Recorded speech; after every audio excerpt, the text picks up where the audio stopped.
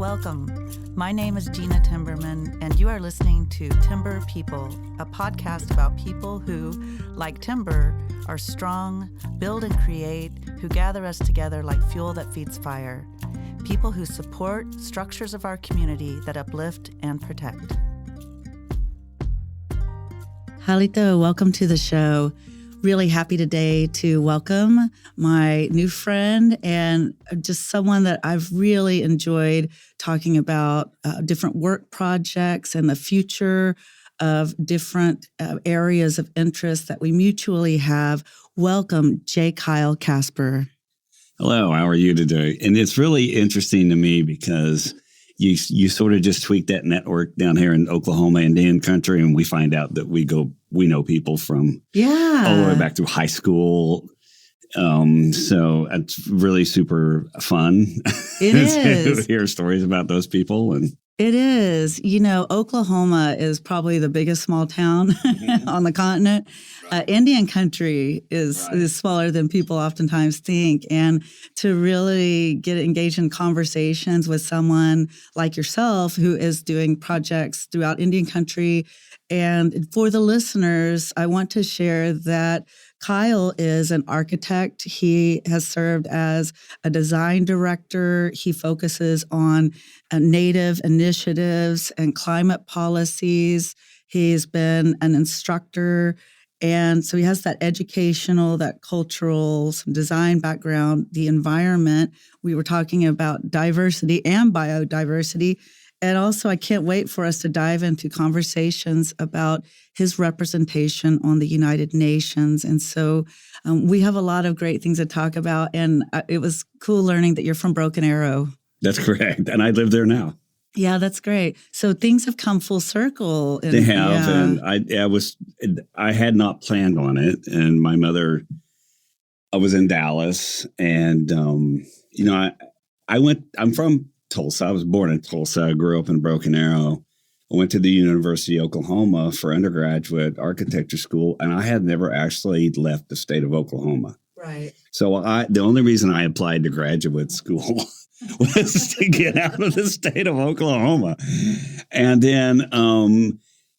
then she got brain cancer around 2012, and Dad was suffering from Alzheimer's, we found out. So I started coming back and forth. I was in not Boston, but I was in Dallas at the time. And so I came back to Oklahoma to care for them. And it was about 10 years. Mm-hmm. And my father passed away in 2019, and I got in the car, and I was going to go back to Dallas with my network of my career had been there, and I was literally in the car when COVID hit. Right.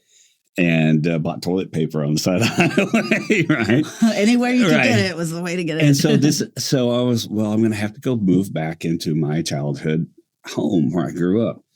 Well, in my childhood, so COVID, I was there. I was stuck. And there was all of our family history in the attic. So I just started pulling out boxes, and I realized that my family had been in Oklahoma for decades, when some of the original settlers, and I found journals, 1700s, 1800s, and realized that we had an extraordinary connection to settling Oklahoma and to the native community. I had always grown up with writers and artists and people in the Indian community. And I didn't know the story, until I read the journals that were in the boxes that, unfortunately probably had the goodwill, So I decided that I would stay here and honor that generational history. Well, being stuck doesn't always mean stagnant. And so stuck, being quote unquote stuck, sometimes means a new state of thinking, a state of mind, a state of being. And so fortunately for us all here that we were able to connect. And I know you've reconnected with many friends and other people undoubtedly by staying in Oklahoma. And for the listener, you were trained at MIT and, being from Oklahoma and working on some of the cool projects there and then bringing that experience to implement into initiatives from design and architecture in the Dallas area. It's really great. I mean, that's our backyard basically here, Right. I mean, it's not a bad thing because I think Tulsa is beautiful. Mm-hmm. And it's funny because I was driving out there yesterday and I tell people I'm going to find my final resting place. And it's like, well, it's true, but it's kind of a morbid way to put it. But, being stuck in Oklahoma is not a bad thing. No, sometimes we need to be reminded of our roots and our relationships. Yeah, and my mom would take me when I was 5 over to Philbrook, and I just sit up and I draw the buildings, So there was that kind of, and I love it now. I wouldn't change it, but it was one of those, stories where you go off and then you come back and you think, well, I was so fortunate to do some things and experience some things and go and sit in front of people that were interesting. And test new innovative ways that are happening. Much is happening here, but also to be a participant and a witness to new innovations and ways of thinking outside of where you're from, I think can be important to bring a new perspective back. Yeah. Exactly. So when I was teaching, and during COVID, I taught at the University of Oklahoma, and I was teaching the grad students, and every one of them, and I taught the XP courses, which are the professional courses that you take before you go get a job. And everybody wanted me to help them. And I was like, you got to go somewhere. You have to just go experience something somewhere and then bring it back. Yeah. That's what you say in your podcast, the collaboration of cultures. Yeah. And that just irreplaceable to me. And it goes both directions because my work at MIT was on environmentally responsive buildings, and it came out of a really dumb situation or a very simple situation where I was in Boston and the sun doesn't really get above 60 degrees in the sky. And then there's buildings there, and I was physically ill. I couldn't figure out what it was. And I had this woman that I was in, this friend of mine, and I was in architecture school with at OU, and she went to Columbia in New York, and she would call me every day at the same time. I said, why are you calling me at the same time? Because when the sun gets between these two buildings, and I sit in the window, and it's the only way I can really reconnect. And she was a Cherokee woman. Right. And I went, that's it. I'm gonna look at buildings that open and close and respond not only to the sun and the daylight, to barometric pressure. And we love thunderstorms in Oklahoma. So when the pressure goes down, everything turns green. My mother would call it tornadic. Right. It's exciting. It gives you a visceral change in your body. And to me, I had to have that so I could be healthy and so I could think. Right. And it was frustrating to me otherwise. There was no intent that type of environmental response from the skin of a building or something would become interesting from an energy standpoint. Mm-hmm. Because what we were doing at the time, I had to go find people at MIT, which is a great place to find people who can do stuff and who could model the solar irradiance, the solar energy in a computer. And so I could simulate daylight so that I can make my building respond to it and energy. And we kept running in, knocking our heads up against this when we were doing this analysis of solar irradiance, this little lift in global warming. So the surface, I don't know if I'm too technical, but the albedo effect is I had my thesis project was in Black Mesa, Oklahoma. And we put cameras out there, and in the morning it would be clear sky. And then when it got hot, the heat would evaporate, the water vapor would go up and cause clouds, and then the clouds would shade the earth from solar energy, and then the temperature would go back down, and it did it every day, and then every day. I was like, oh, so I termed this approach climametics. So we could sort of could we build a building that did that? Like when it got hot, it would. Right. And so we found a metal alloy that had the same crystal structure as water, and we did that. But so back to that story was that we had to do some computer simulations for solar irradiance, and we found out that imbalance was happening, and Al Gore was interested in it. Yeah. And he kept coming by and going, hey, you know, what are you guys looking at here? Mm-hmm. And so that was, you know, I didn't realize it at the time that climate change was not talked about at all. Right. And it was just not on anybody's radar. But there's a funny story about him, and I think I told you this story, was that he spoke at our graduation, and we played, and you can Google this. I did it after we spoke. We played buzzword bingo, right? So we came up with the list. It's always fun. MIT is really famous for hacks. Yeah. So we came up with a list of technology buzzwords, and then we fed it to him. And then whenever he said the buzzword, somebody would hold up the card and do a bingo. Yeah. So that was kind of fun. That's so great. You know, it makes me think about some of our responsibilities, like value-driven approaches. And I think about reciprocity. It's that, you know, we as Native people, we as humans, that we help prepare, like we honor the earth, we prepare a space with respectful considerations.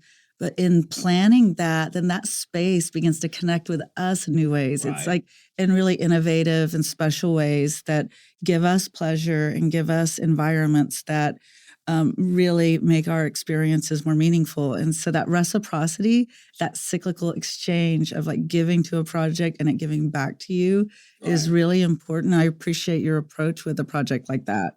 It was difficult because I was in an uncharted territory, and I didn't learn the same way that they did. And I had a really great professor, this woman. She said, you're staring at the computer simulations of nature. You just need to go out. And so I took 2 weeks off, and I went out and sat on the beach in New Hampshire.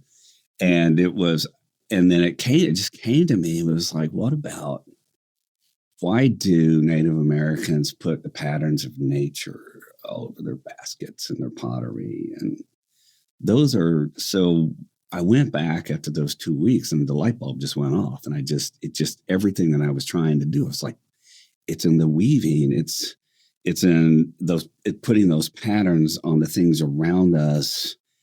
How do I make it actually work? Yeah. Right. So every bit of that technology came from this it was not copied, but it was inspired by Native American weaving.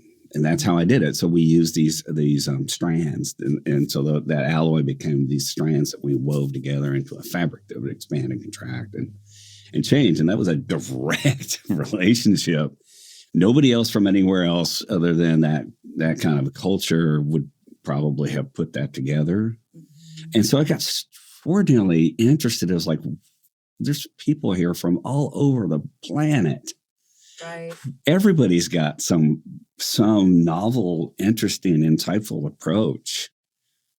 Let's hear it from them. Right. That's why community consultation, I've worked many years in tribal consultation. I know you've worked with other projects related to tribal communities and sovereign nation considerations and cultures and communities. I really appreciate the fact that I think the internet has had a lot to do with it. I think having really strong design leadership across our country that have honored and have really championed those considerations in different projects. And those community consultations are so important in terms of creating identity and transforming. I mean, if you look at First Americans Museum, and thank you, by the way, for taking the time to walk through today. I'm still on a high from that. But transforming special places of our earth, like that site that had, almost 60 active oil wells at one time of of reclaiming what was always like indigenous land, but then the reclamation and the cleaning up and honoring and respecting that in a way that brings us back all together, I think is really cool. Yeah, it's super important right now. And there was a series of events that transpired, which I took that building technology and we did a building in Germany that was naturally ventilated, and we changed these labor laws so that human rights were access to your own environment. So it's the only natural ventilated skyscraper land. What happened was the United Nations thought that environment and human rights was a cool thing, and they moved their campus, their environmental program there. And I sort of became this emeritus rep, for technology transfer. And I latched on immediately to the major group, children and youth. Yes. And I was the person because nobody would let them speak. Yeah. So I got, I was old enough to be part of that group so I could stand up. And I remember there was a really important COP18 in Doha, and it was before before the youth could speak to even though it was and one of our kids wanted to talk, and I said, "Can she talk?" And the guy leaned over, and he went, "Well, it's 50% of the population of the planet, so I guess let's hear him." But anyway, that came out of that that idea that everybody can, and it goes back to coming back. I never thought I had anything of value, and teaching kids or anybody that their perspective and their insight is important. And so I'll try to tie that back into what the work I was doing at the United Nations, because we were talking about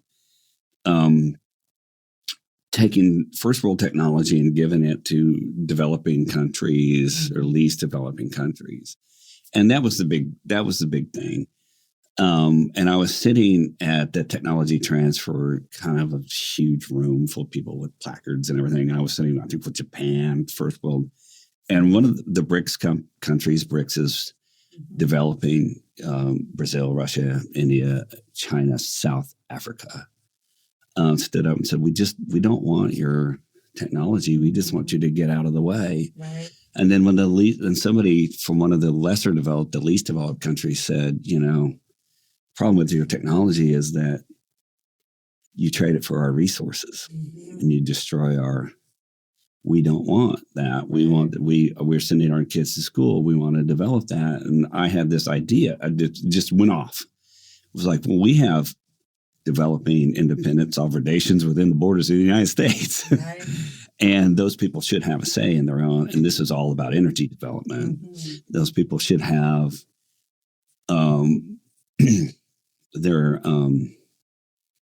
own voice, because tribal nations don't have a voice at the United Nations. They're subject to the United States government.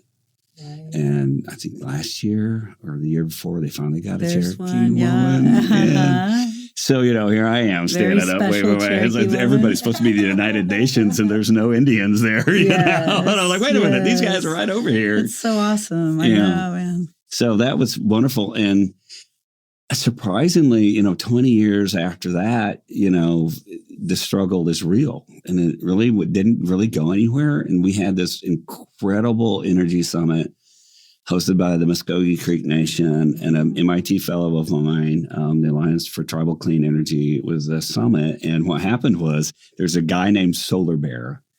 It's not his name, but it's what they call him, who was at Standing Rock. Mm-hmm. And he, they would just said they got run over. They got sort of beat. And he said, well, here's what we're going to do as tribal nations. We're just going to start our own alternative energy system. And the Biden administration said, you know what? We can't really change the direction of the energy system here. But if you want to develop a secondary, clean, renewable energy system, we're going to change some rules. Right. And I had a small startup technology company called Microenergy Networks that tried to do this in the 2000s, and we just couldn't do it. But so it was decentralized energy production and networks between small entities, Right. which the tribes can do, but they couldn't trade energy between each other because they'd go over federal property. So the two things the Biden administration did was we're going to drop FERC regulation so that the tribes can trade energy with each other, which gives them a resiliency and a scale. Mm-hmm. And the other thing is that tribes can't take advantage of renewable energy discounts, credits you get from the. And so the Biden administration said, we're going to just cash you out on that. Right. So there were consultants from KPMG there and saying, look, we can get you equity, 40, 50, 60% equity in your own Native American energy systems, and we'll just cash you out for doing that on your own tribal land. And this is last year. Mm-hmm. And I just was in shock that this has happened. And it's probably the most, I would say, because it was what I was working on for so long, but it's one of the most important things for tribal sovereignty, because every time that they bought energy, they gave up. Right. They gave some up pieces of their sovereignty. Pieces of their sovereignty. And it's also really important that they restore generational wealth. Mm-hmm. That it is a very strong way. Restore, create from so many. Right, exactly. So that's a roundabout way, but that's how we do it. How my story, at least, of coming from Oklahoma and coming back. And there's a dirty secret, or not a clean secret, about Oklahoma, is that we get 47% of our energy from renewables. It's oil and gas country, right? Right. I mean, you give realities like that, our location, and, I know there are some people in the state that still may not get it, or don't get it, or refuse to get it, that don't see the benefit of strong tribal relationships. But you really position our location, the potential for our resources, the relationships, and the capacity of sovereign nations to uplift local economies that really strengthen in good times and bad and overall national economic realities.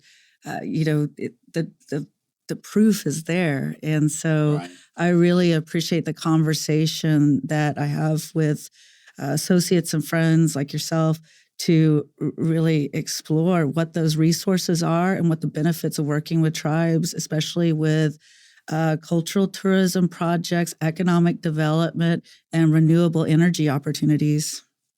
Yeah, they have this concept called polyutilities, which is a broadband electrical charging stations that the tribes are developing, and really could put the tribes in advance of transition to electric vehicles. Mm-hmm. They could really own that. Their infrastructure could really sort of replace with their networks in these small sort of polyutilities. Right. And they could own that, and they could actually that's the future. Yeah. I mean, and there could be, they could be right on top of it, and they have the personal energy and the interest to do it. Because when you start talking about, I've worked with a lot of tribes, developing a lot of things, and taking care of their own people, their own folks, is always floats to the top of the conversation at the end of the day. But, and this is going to be nice. We need this and whatever else. But how does this help our people? Right. And having something like that, being a leader in that area, I think is super appropriate. Also, having that purpose and the resources to implement into the actions for that purpose, that's powerful. Right. So what's happening is there's all sorts of new vocational training schools that are getting funding that are coming up.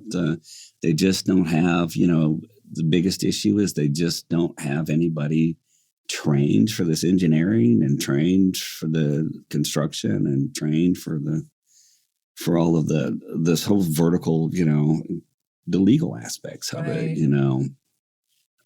So there's just so many opportunities. They're just building new schools and schools of thought. And our friend Sean Day is working on how Native American, how they approach education. Yes, I'd love to have her on the show. You should, because this is really something that grows, right? It's organic. Right. So you look at now we have to build new energy systems or whatever you want, and we have to educate and train the people. People on reservations learn differently. People on tribes learn differently. And, she's working on, how could you rethink an educational system that might be, and boy, do Native American people have a history with the educational system. Yeah, and these aren't topics that exist in silos. Our health and well-being, correct, education, design, how we build, how we care for the earth, how we live on the earth. These aren't silos. They're like these interconnecting spheres of influence that make up, the realities that inform us today and in the future and have for many, many years. And so we have to think about these disciplinary connections in ways that really support ways of life that, like I say in the podcast description, uplift and protect. It's really interesting meeting you because this idea of taking the historical culture, which it's amazing. I'm still silent from the presentation today about losing 99.999 percent. How it is. There's never been energy development's important and all these things are important, of course, but what's super important, and I don't get to talk about a lot, is in relationship to climate change, but as all our relations, is that 80% of the world's biodiversity is protected on indigenous land. Right. 5% of the world are indigenous people. Right. 80% of the biodiversity is protected. We hear mostly and only about CO2 and global warming, which is important, but there's the Potsdam Center for Resiliency is really the go-to for how, and it's not just about climate change, it's about how there's those lovely stories about learning from our animals. Right. I just was just so struck by that because it's something that is really something I'm working on now. So what happens, so how do we keep that in the hands of people who are going to protect? Because it's there. Mm-hmm. It's there now. It's extraordinary. And so there's a study and that says that, there are 9 sort of tipping points for the planet that we can't go past. And 2007, climate change is like number 4. It's not really even past. It's only recently sort of passed its planetary boundary. But the biggest one, I don't know if you looked at those charts, but it's in 2007. It was this and now. So the biggest issue is biodiversity. The biggest, the largest, the most pressing immediate problem is lack of biodiversity in the Earth's ability to sustain human beings. Right. And I don't ever want to couch the human beings as being, because it's animals, it's land, it's water, it's trees, and I will hip check anybody who says that human beings are to the forefront. So that being said, it was so super interesting to see people like yourself who would begin championing how do these indigenous cultures, we have to preserve it and keep it, hold it, and then teach about it, because that's really that's going to get us faster than climate change. Absolutely. I mean, those we can talk all, or people who can talk all day long about us versus them and different. But I'll tell you, human values and how we care for our earth and our environment, that really connects us all, and we all have a vested interest in that today and in our future. Plus, it's so rewarding. Yeah, right. I mean, there's I think another fact out there that I don't people know is that the biomass of the world is only, so to make a guess, but what percentage of animals on Earth are wild? Oh, wow. In the wilderness, not about 60%. Less than 2%. Really? Less than 2% of the animals on this earth still live in the wild on their own. Wow, that's dramatically different than I would imagine. Right. So that's scary to me. That's really scary. Right. So that the ability for not only animals, but for plants and to do that, our interest in, I'm a technology guy. I went to a technology school. Yeah, right.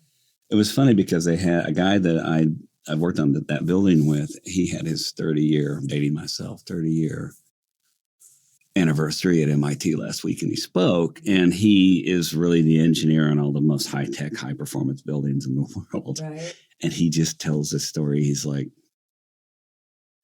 gotta go open the window. Yeah. Right? You have to understand that. That's how we're going to survive. It's crazy to me that the concept of care sounds like it's synonymous with capture and collect, Right.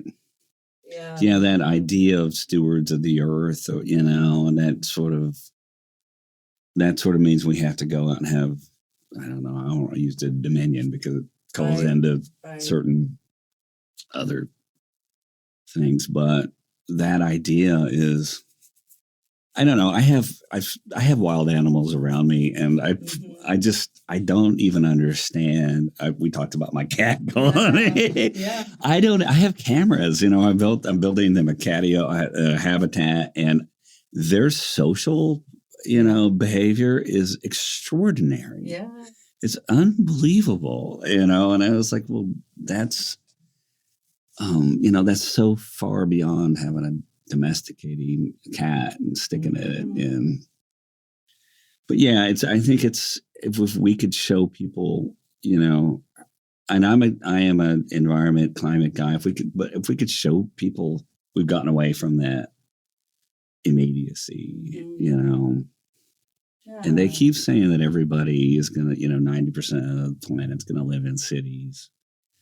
And I just think that's a death knell for your identity,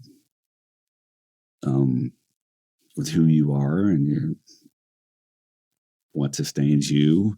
Right.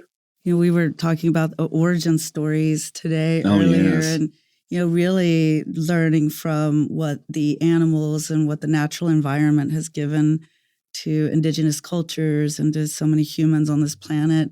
It does cause one to pause and think about that code or that map of lifeways, if you will, by looking back at that and understanding how it still informs us today. Well, it's amazing because every one of those, all the origin stories, the ones that we watched today, they all began with water, air, and animals. Yes. We came from that. Right, absolutely. So we have to continue to care. And we're secondary to all of those things and the gifts that they gave us. And so that's that does also always make me stay. That stewardship thing is always the twist, which is like, oh, we have to go take control. Yeah. Well, I really appreciate the good work that you do and what you've implemented into just your practice of working with people, not just here, but around the world, and also the considerations culturally that you place into your design work. Where would the listener learn more about your work in the future or what you're doing today? Well, timely as today's news, I've sort of I'm at the point in my career where I want to, it's not give back, but I want to do what we're talking about. Right. And I want to, anyway, I just bought the domain cultureandclimate.org. Okay, very cool. So Very it cool. sounds like a podcast. Well, Yeah. hey. So, and that's going to be, I talked to some schools about doing a PhD in this, but it's going to be, I really want to study the history. I mean, we've had modern humans on this planet, talk about indigenous cultures, modern humans for 200,000 years, humans going back millions. And all of them have gone through very slow, but have lived through different climate eras and have adapted. And we're going to go through all of those like in 5 minutes, comparatively. Right. And so to look and learn about how they migrated, that was something that, climate migration, how those cultures, those indigenous cultures interacted with how to look at their identities with exactly what we talked about. I can already foresee some potential future partnerships that will be beneficial to us all. And it's been such a pleasure having you on the show. Kyle Casper, thank you for being here. Yakoki. Thank you so much. Yakoki, thank you for joining us. Timber People is brought to you by the Possibilities Podcast platform.